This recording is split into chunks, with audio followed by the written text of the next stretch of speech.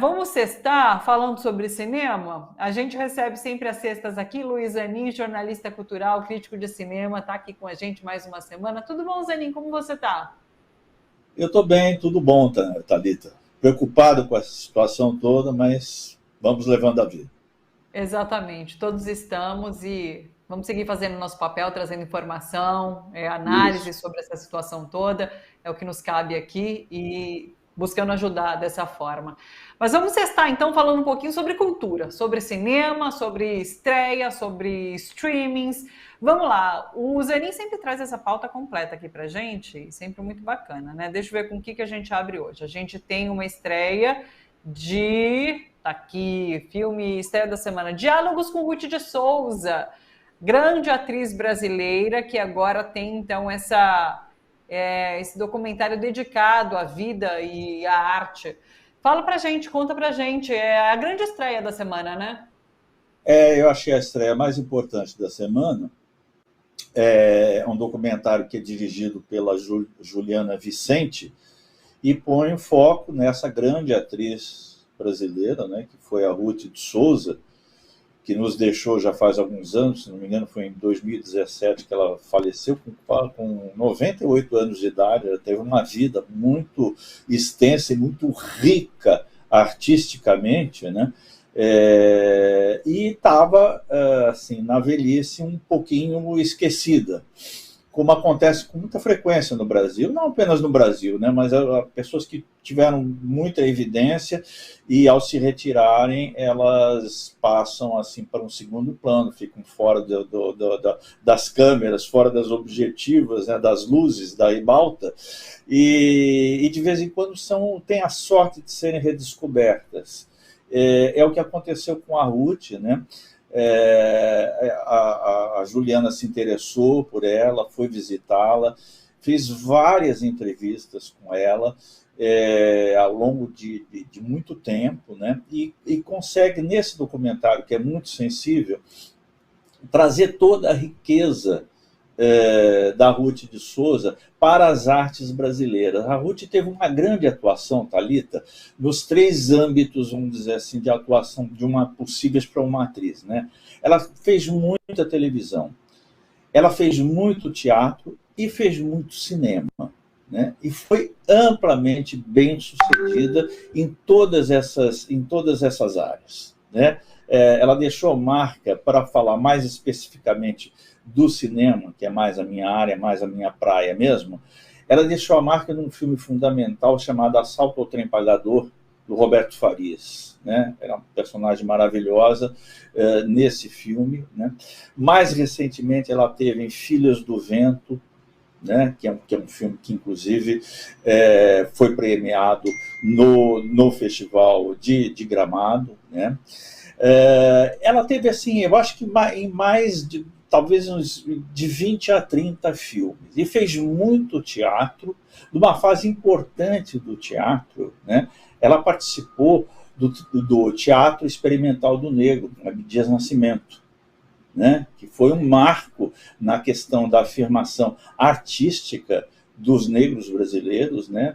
E afirmação artística, cultural, e como grupo assim, combatente, né, pelo seu direito de cidadania e de igualdade, uma luta que como a gente sabe, se estende até hoje, mas tem que ser referida também aos movimentos que aconteceram no passado e sobre os quais os movimentos de hoje se acompanham e hernam, né? Então, a dona Ruth teve toda essa passagem muito interessante pela cultura brasileira, muito marcante, e ela foi uma mulher totalmente diferenciada. Ela foi estudar nos Estados Unidos, ela estudou nos Estados Unidos, fez estágio nos Estados Unidos, né? Era uma mulher que falava inglês, era uma mulher cultíssima. A gente vê nas entrevistas aí que ela dá, já idosa, né, a elegância com que ela se veste, e, sobretudo, a elegância com que ela se expressa, né?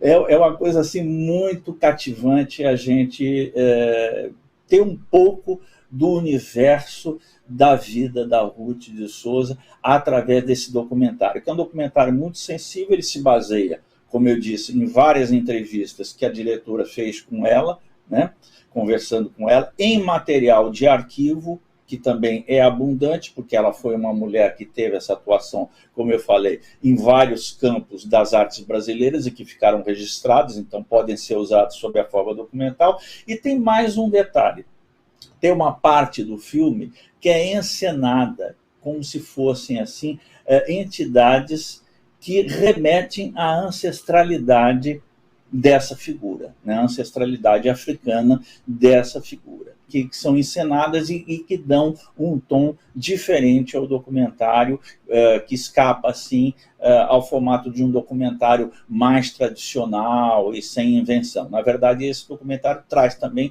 essa parte, vamos dizer, artística, encenada, e que não se explica, mas se sente perfeitamente bem como se encaixa no contexto geral de tudo que a gente está sabendo a respeito dela, ou relembrando a respeito dessa grande trajetória artística. Eu acho assim uma homenagem maravilhosa, e eu acho que todos nós, brasileiros, devemos ver esse filme e relembrar da nossa querida Ruth. Que bacana. E essas cenas que são as encenadas, tem uma fotografia linda, né? Aí, ó, uma delas, eu imagino, né? Muito bonito. Que bacana. Então, já nos cinemas, pessoal, diálogos com Ruth de Souza. A gente vai para a próxima dica, que é Here, um filme da Bélgica. Eu achei confuso esse trailer, assim, não dá para entender quase nada do trailer, né? Então, conta pra gente do que se trata esse filme. Thalita, eu não assisti o trailer, eu assisti o filme. Mas eu imagino. Depois eu vou ver o trailer, porque o próprio filme, não é que ele seja confuso, é que eu até escrevi uma matéria para o jornal, que eu falo, olha, esse é um filme diferente, mas é um filme muito bom, então que talvez exija um pouco de paciência do espectador, porque ele vai ver alguma coisa que ele não está muito acostumado a ver. Mas eu garanto para vocês que é um filme tão lindo, tão belo e tão sensível, que ele merece um pouco de esforço da nossa parte. Para você ter ideia, vamos tentar explicar um pouquinho, mas sem dar muito spoiler. Mas também não tem uma trama assim que possa ser revelada assim a ponto de estragar a surpresa das pessoas. É um filme mais de sensações e é um filme mais de pensamento do que de ação propriamente dita. Ele traz a figura de um imigrante romeno que trabalha na construção civil na Bélgica. Então, são vistas cenas desse cara que se chama Stefan, trabalhando na construção de um prédio, e depois ele sai, e nós ficamos sabendo que ele vai tirar férias e vai retornar ao país dele, pelas férias, né? E ele tem uma forma assim, muito curiosa de se despedir dos amigos. Ele tem a geladeira dele, que ele vai deixar a casa dele vazia, então ele vai esvaziar a geladeira, ele pega todos os legumes que ele tem na geladeira e faz uma grande sopa. E ele vai se despedir dos amigos e vai levando um pouco dessa sopa para os amigos provarem, né? E é isso. Às tantas no filme, vai entrar uma segunda personagem, que é uma moça de origem chinesa e radicada na Bélgica, né? Porque tudo isso se passa na Bélgica, né? E ela é uma bióloga, e eles se conhecem, por acaso, num café, né? E começam a conversar, e o que você faz, o que você não faz, tal, não sei o quê. E ela conta que ela é uma bióloga especializada no estudo de musgos. E ela vai levar ele ao bosque para que ele conheça lá o objeto de estudo dela, que são os musgos, que são essas plantas. Acho que musgo é planta, né? Não estou falando nenhum absurdo aqui, acho que enfim, é do mundo vegetal, né? E que ninguém presta muita atenção. E ela fala assim, isso é um erro, porque eles são muito importantes na ecologia, tal, e começa a explicar para ele por que os musgos, que crescem tão silenciosamente, são tão importantes na nossa vida. E eles caminham pela floresta e dialogam, né? E o filme é pouco mais do que isso. Aí vocês vão me perguntar, mas qual é o encanto desse filme? Da maneira como eu percebi, e eu fiquei muito encantado pelo filme, é ele trazer uma sabedoria da simplicidade e da contemplação que vai na contramão total, Thalita, desse nosso mundo atual, né? Esse nosso mundo atual é esse mundo dos desastres, das catástrofes, né? Da guerra política contínua, né?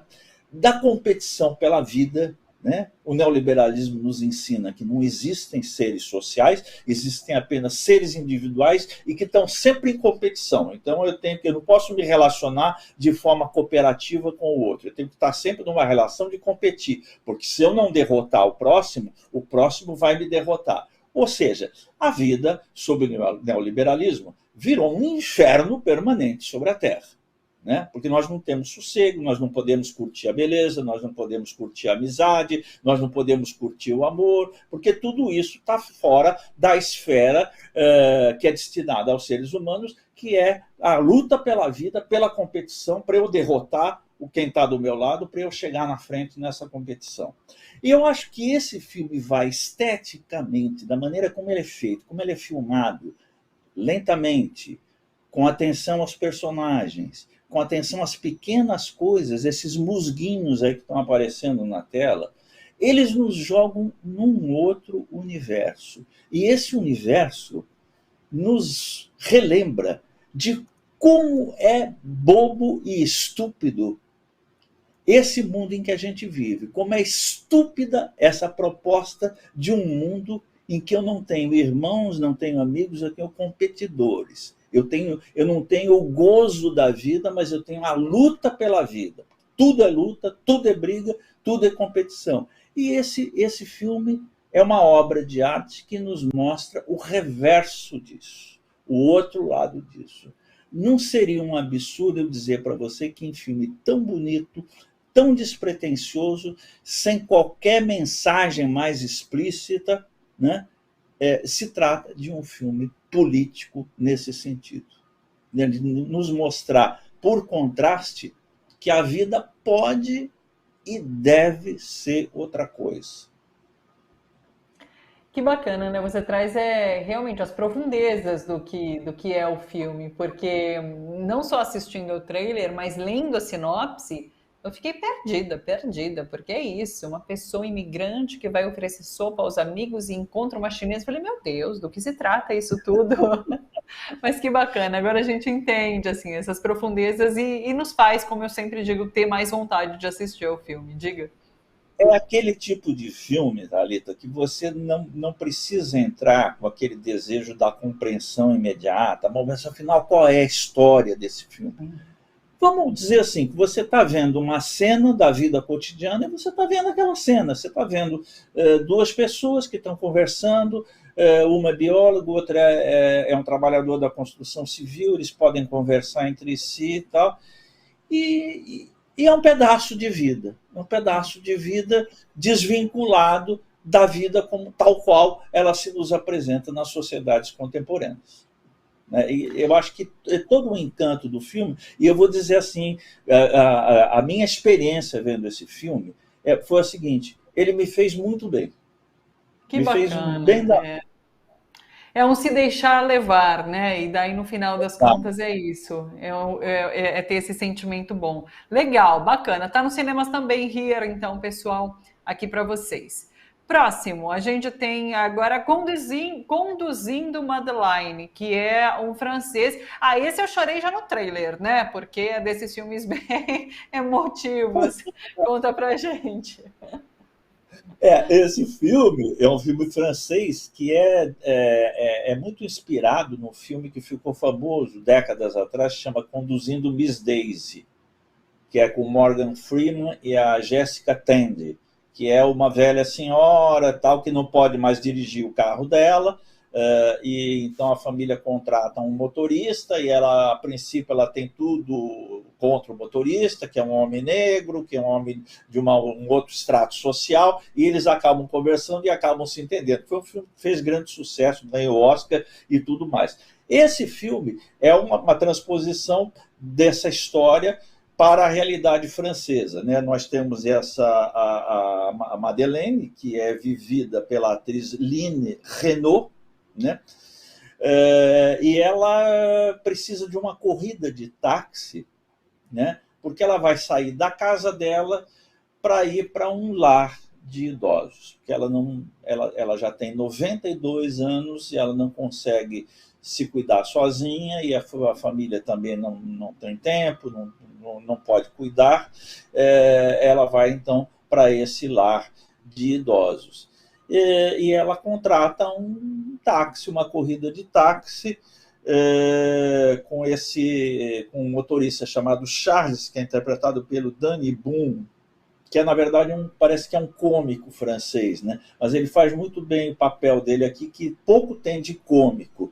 E ele vai levar essa senhora de um extremo a outro de Paris. Eles vão atravessar a cidade de Paris. E ela, no meio do caminho, vai pedindo que ele pare em determinados pontos que foram muito importantes na juventude dela, porque como ela tem 92 anos, ela viveu praticamente o século inteiro na cidade de Paris, e ela passou por todas as experiências, inclusive experiência de guerra, tudo mais, né? Então, esse filme ele tem esse tom memorialístico, e tem, como aquele filme americano Conduzindo Miss Daisy, esse também trabalha com essa diferença muito grande de personalidades entre os dois personagens, né? Ela é uma senhora que, na plenitude dos seus 92 anos, chegou a uma sabedoria muito grande da vida, uma tranquilidade muito da vida, mas, como ela vai contando, ela teve uma vida bastante agitada, bastante movimentada, que a gente vai sabendo através da palavra dela, né? Ao longo da história. E esse motorista, ele, como todo motorista de uma grande cidade, está absolutamente enlouquecido pelo trabalho dele, que é viver no trânsito, viver atendendo passageiro daqui, passageiro de lá, mau humor de um lado, malcriação de outra, trânsito engarrafado, multas que caem sobre a cabeça dele, ele super neurótico, super nervoso. E acaba se envolvendo com a personalidade que ele está conduzindo de um extremo a outro de Paris, e que, na verdade, passa por várias fases da própria história francesa e da própria história da humanidade. É um filme muito simpático, não é nenhuma obra-prima. Não vou dizer para vocês que seja uma obra-prima, nem que vai mudar a história do cinema. É um filme bastante simples, né? É um filme humano, e que tem dois belos personagens desenvolvidos muito bem por essa atriz e por esse ator. Você acaba, mesmo dentro da simplicidade do filme, que não traz lá grandes novidades assim, do ponto de vista estético ou cinematográfico, nem mesmo da história, parece sempre às vezes um pouco previsível, mas você tem momentos de encantamento exatamente por causa deles, do desempenho deles e da relação que se estabelece entre os dois. É um filme muito bonito, muito humano, e que não faz mal a ninguém, tranquilamente, só pode fazer bem. É isso, Conduzindo Madeline, também nos cinemas. E a gente finaliza agora com uma dica de streaming. A gente tem a última sessão de Freud, que está disponível em alguns streamings aí. Está no Apple TV, Amazon Prime Video e no Now também. Conta pra gente, atores, tem o Anthony Hopkins, por exemplo, né, fazendo Freud, estrelado. Você vê que coisa interessante. Esse filme, para mim, foi uma surpresa pelo seguinte, porque ele entrou direto no streaming sem ter passado pelas salas de cinema. O pessoal confiou mais no lançamento direto para o streaming, né? Ele é dirigido por Matthew Brown, e como você falou, que é o Anthony Hopkins, que faz o papel de Freud, né? E o Matthew Goode, que faz o papel do escritor C.S. Lewis. Então, vou dizer o seguinte, os dois personagens principais existiram na realidade. O Freud, todo mundo, né? Os grandes pai da psicanálise, inventor da psicanálise, né? Um dos grandes pensadores de todos os tempos, né? Aquele aquele dos poucos que a gente é obrigado a chamar gênio, ou seja, que mudam a maneira de pensar, inevitavelmente, são totalmente incontornáveis, né? A gente pode citar, por exemplo, Marx, é outro nome, é absolutamente incontornável. Muda a maneira de pensar. Freud é um deles, Einstein é outro, Nietzsche é outro, são poucos. E o Freud, ele está vivendo em Londres num momento em que está prestes a ser deflagrada a Segunda Guerra Mundial. Ele saiu, foi para o exílio em Londres, ele morava em Viena, né, clinicava em Viena, ele teve que sair por causa do nazismo, ele sai, vai para Londres, mora em Londres menos de 2 anos, antes de morrer, ele já sai bastante doente, se instala em Londres por causa da iminência da guerra e a perseguição aos judeus, e ele vai se encontrar, aliás, quem vai se encontrar com ele é esse C.S. Lewis, que é um professor universitário, né, e um escritor. E ele também, esse Lewis, também existiu na realidade. Ele fazia parte de um grupo na universidade, em companhia de outros nomes conhecidos, como o Tolkien, né, que escreveu O Senhor dos Anéis, a saga do Senhor dos Anéis, né, que é uma saga de muito sucesso no cinema, mas que é uma saga de muito sucesso na própria literatura antes de ir para o cinema.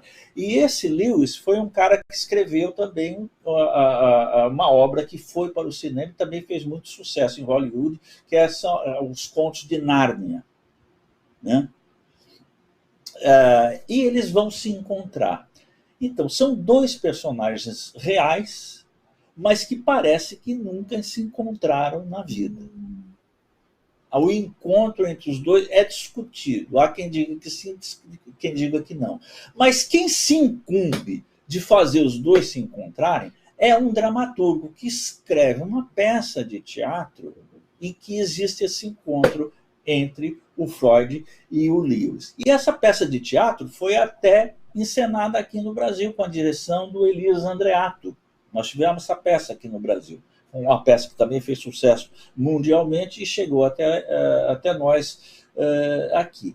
Enfim, é um filme que mostra esse momento, que é o momento em que a guerra estoura praticamente. É o momento em que o Hitler invade a Polônia e a Inglaterra declara guerra à Alemanha de Hitler, né? Então, já Londres já está sob o pânico de ser atacada pela Alemanha, né? As pessoas, quando saem à rua, saem com máscara contra gases, né? E o pânico já está instalado, né?